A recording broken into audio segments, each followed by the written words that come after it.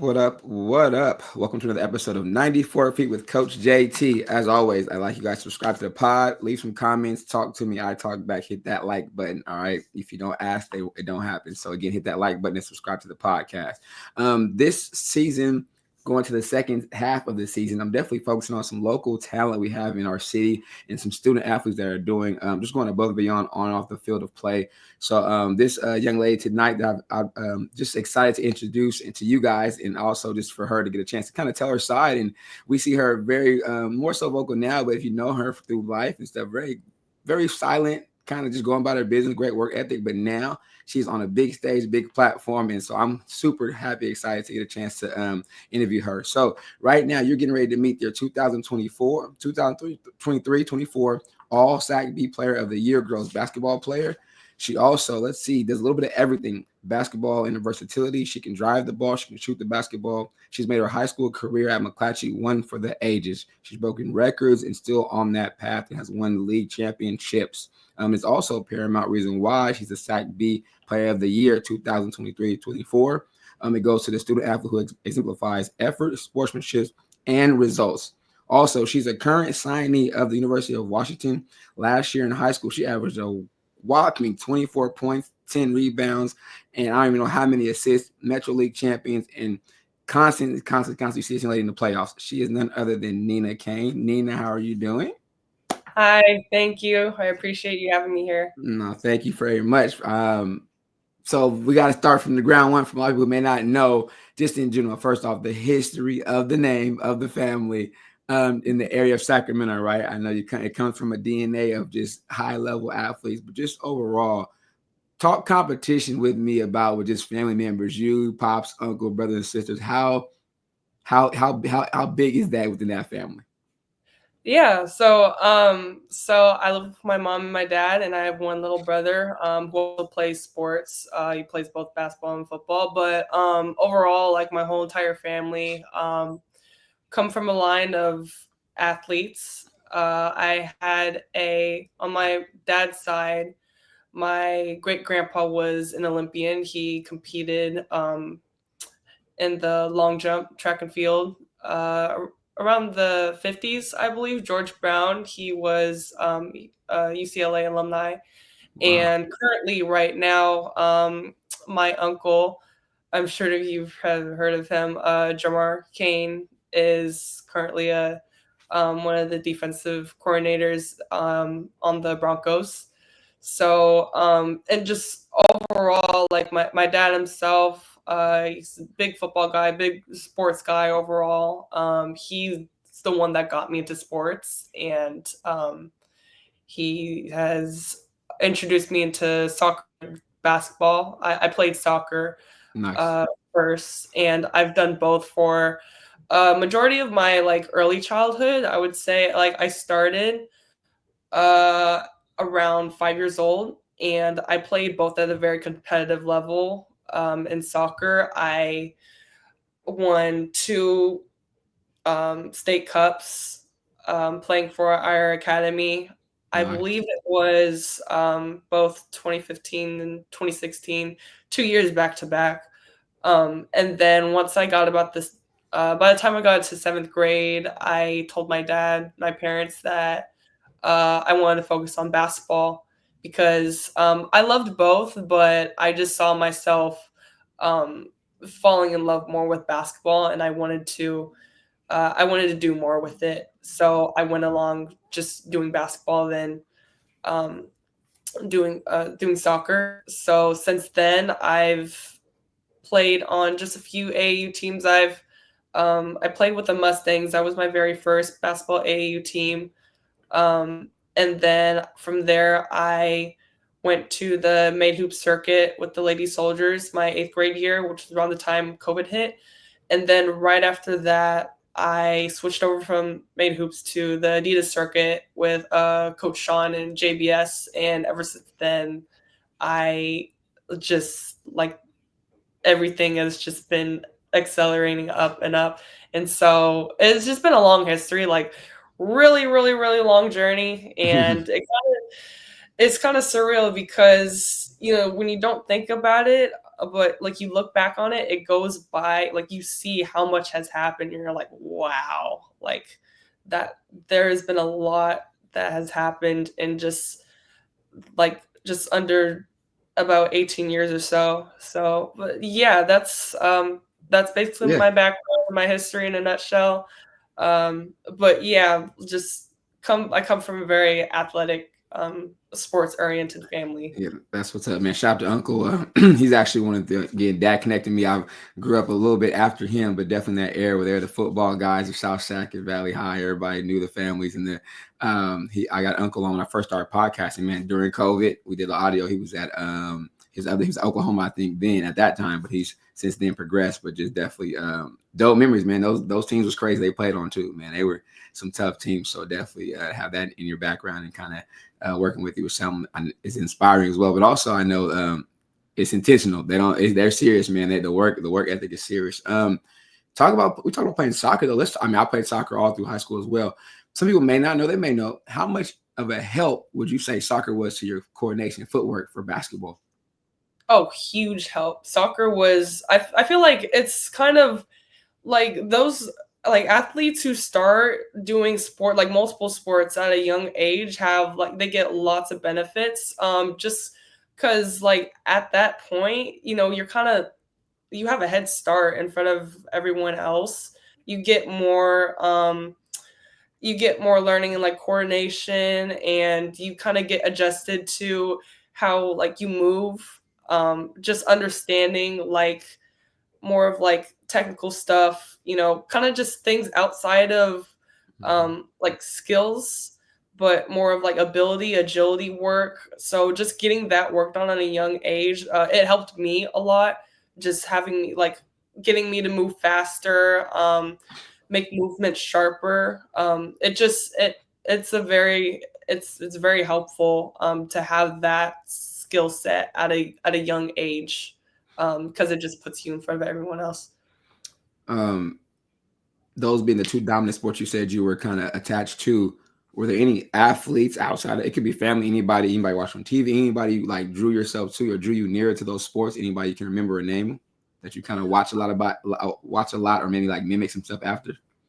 I remember on the basketball side, um, my favorite player was Candace Parker, and I liked watching her. I think that when I watched her, I would imagine kind of just like seeing myself in her position, like running up and down the court and doing the stuff that she does. I kind of like just sitting back and watching that on TV, like when I was like maybe around like 7 or 8, and just seeing myself on the TV like as her.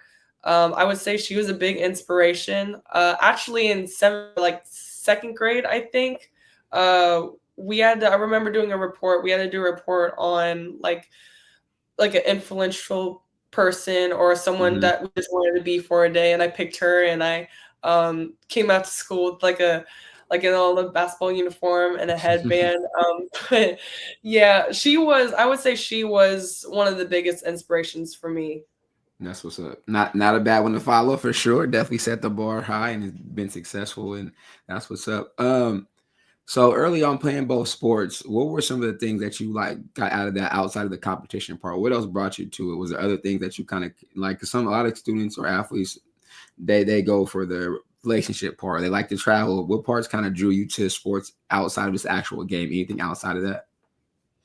Um, I would say, I would say that travel, like I did like, the travel part of it, because it just kind of opened up to like outside of just basketball and soccer, it opened up to me seeing like different parts of the world, outside of Sacramento, Hmm. and outside of California, just seeing like different parts of, our country, and getting exposed to different competition kind of just all around. And there was one part of that. I would also say that like um competition as well, like just I lost my train of thought. You're good. But that's basically it. That is basically it. That's what's up. what are some of the good memories you have about during that before I would say you make this full commitment to basketball? What were some of the highlights you would say of your? I mean, so you won two state cups. I mean, that's pretty dope too, though. So, anything else that you kind of that may stand out maybe before you got into the full basketball mode where you like really enjoyed or kind of memories that you kind of hold on to? I would say that, one of my best memories was, I think one of my best memories kind of came from JBS, like my very last AAU team.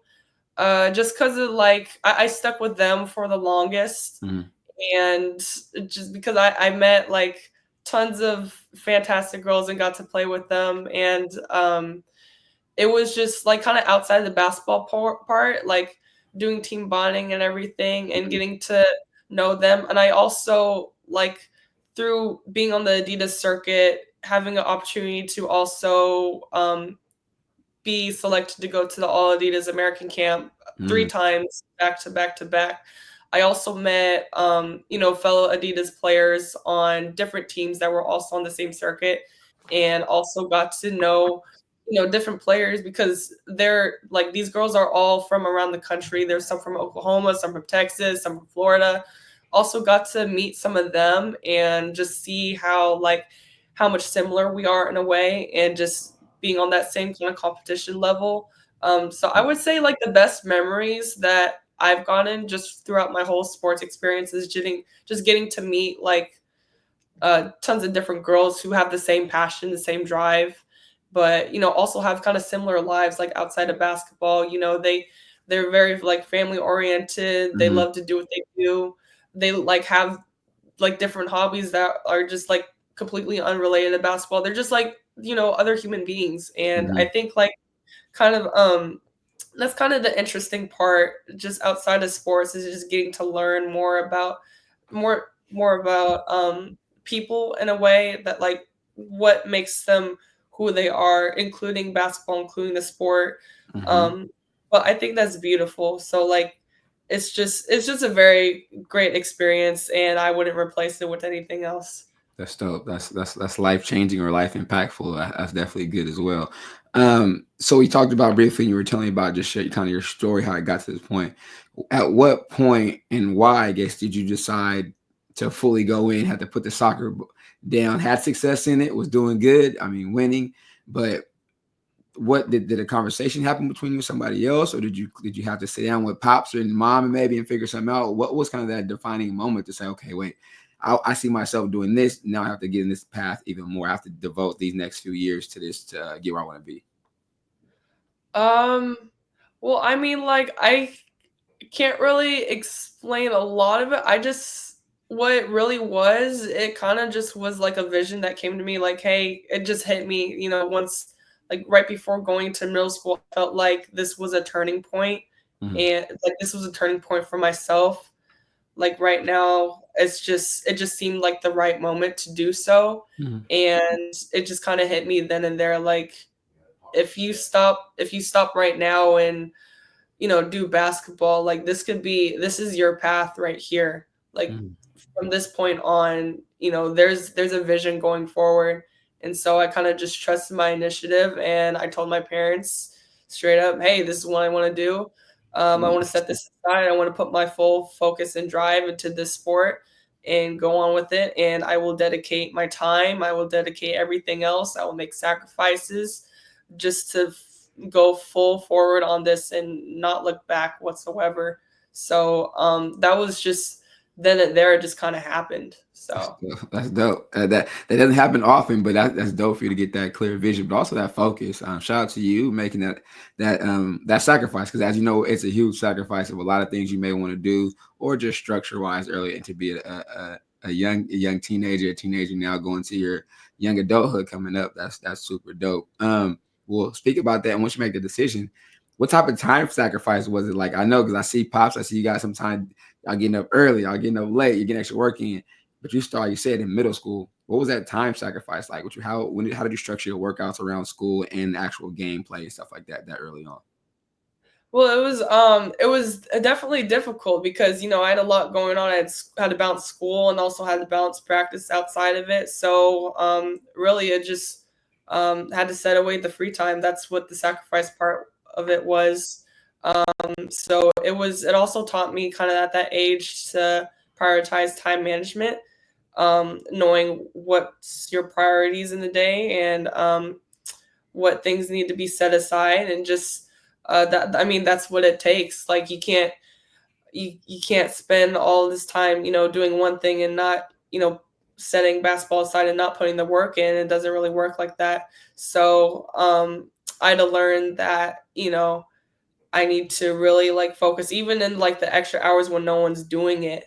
Like that's what kind of set me apart, is just learning how to, getting up early when no one else is early, just doing it in the times that when no one else is doing it.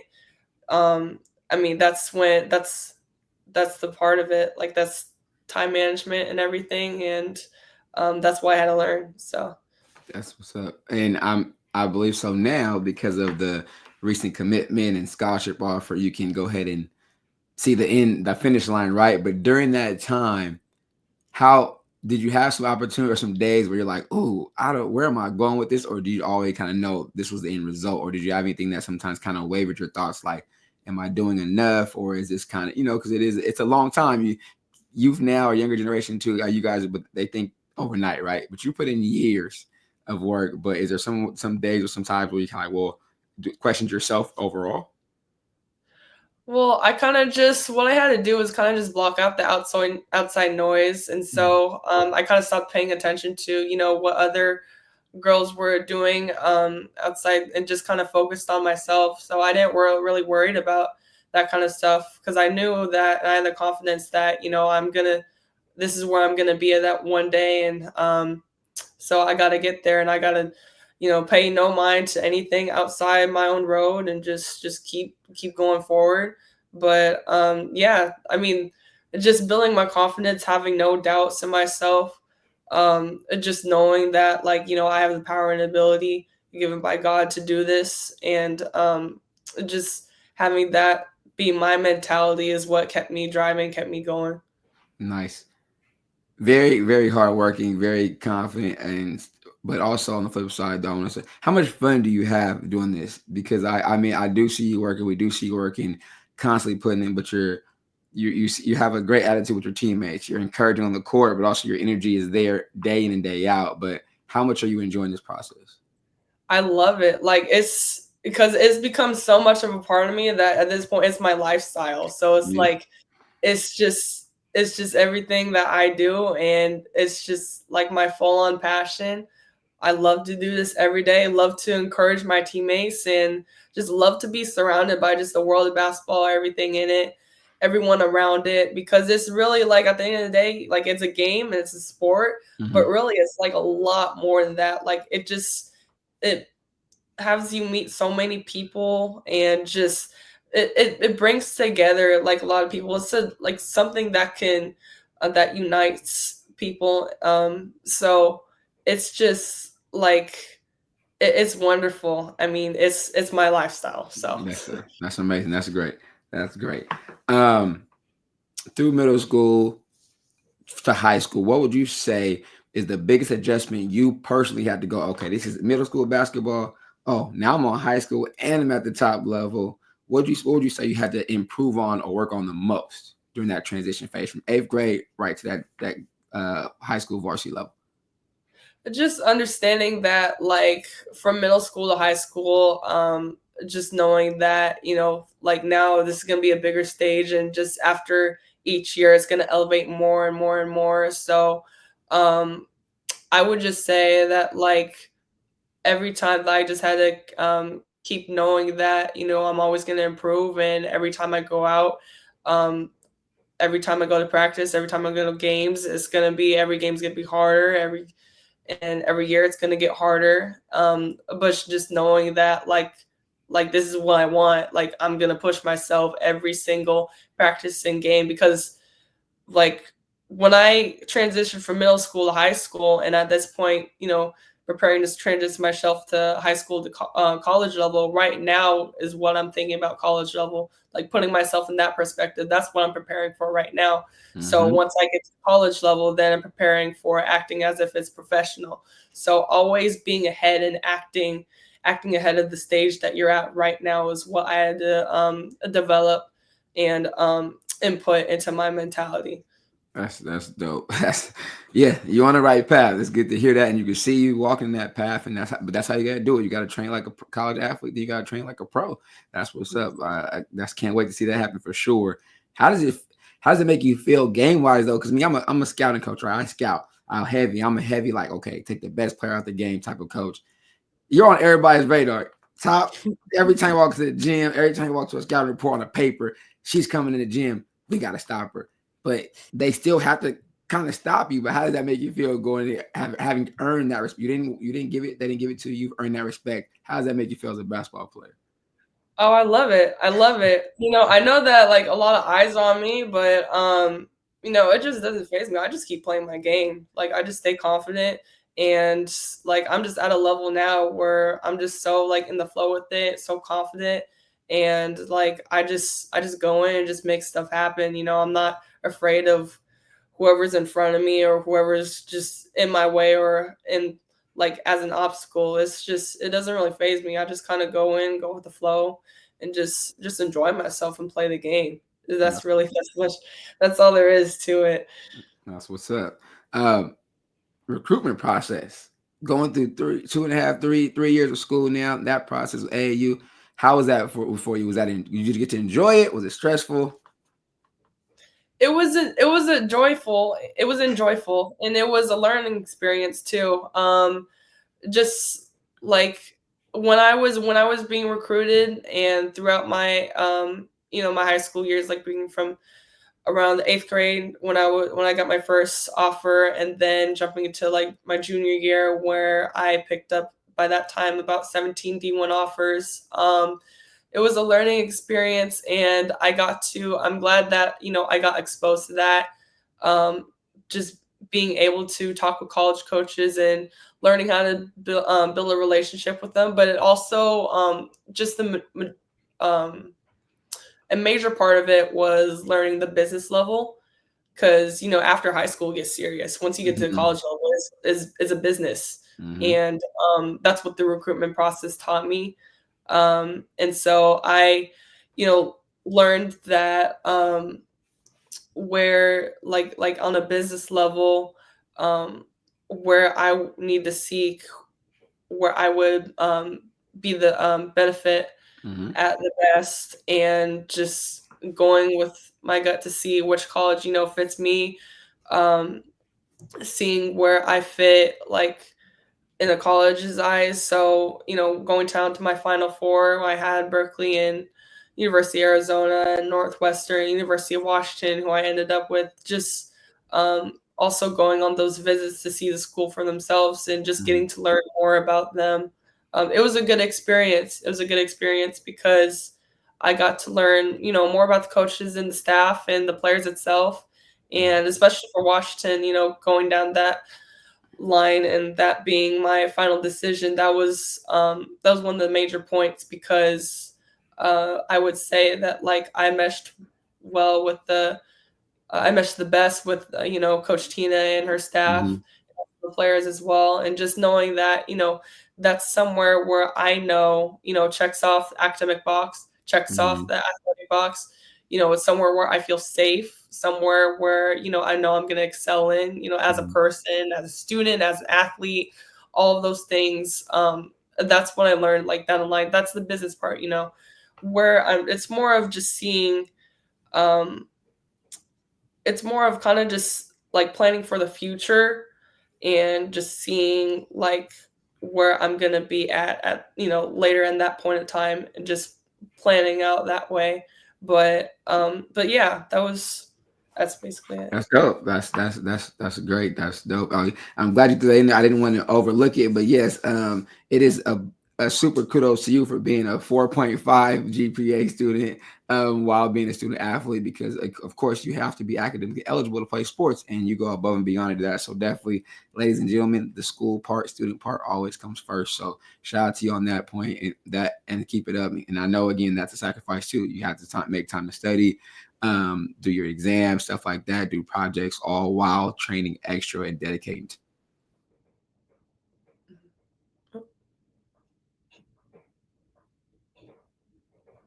I'm still here. It's kind of going in and out. I got you. Oh, okay. I got you. We're good. What I do want to get to before we get out of here, though, one thing, just a few goals you may have for your squad and yourself this season as you get ready to finish this last year of high school.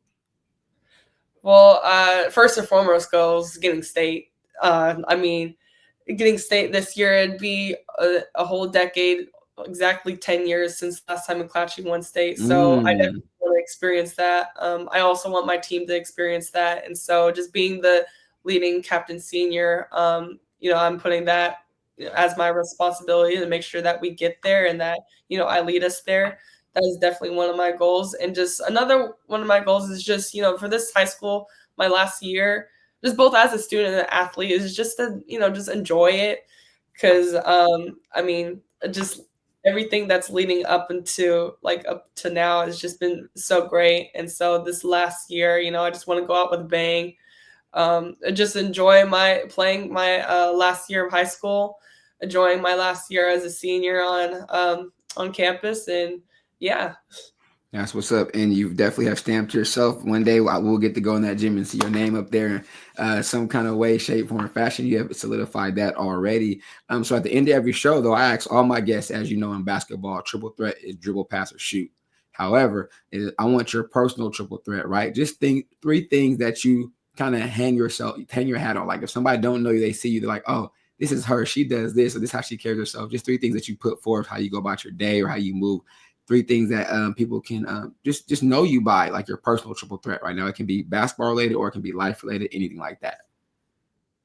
I would say 3 things: integrity, motor, and leadership. Leadership, integrity, and motor. Definitely. You guys heard it here first. Coming to her senior year, be on the lookout for this young lady in high school and in college. She's definitely a good, great young lady on and off the court, but also dedicated to her craft, her family, and the community, but also being a good friend. You can tell, you can always see her laughing, hanging out with her friends and smiling, a big smile on her face, and that's the way you got to go. But thank you again.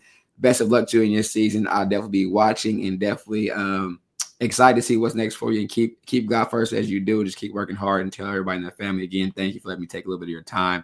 Appreciate you. You guys heard it here first live in 94 Feet with Coach JT. First with Nina Cain. Be ready. She's coming through. Not taking no questions, no names. She's all about business. We're out. Peace. Thank you.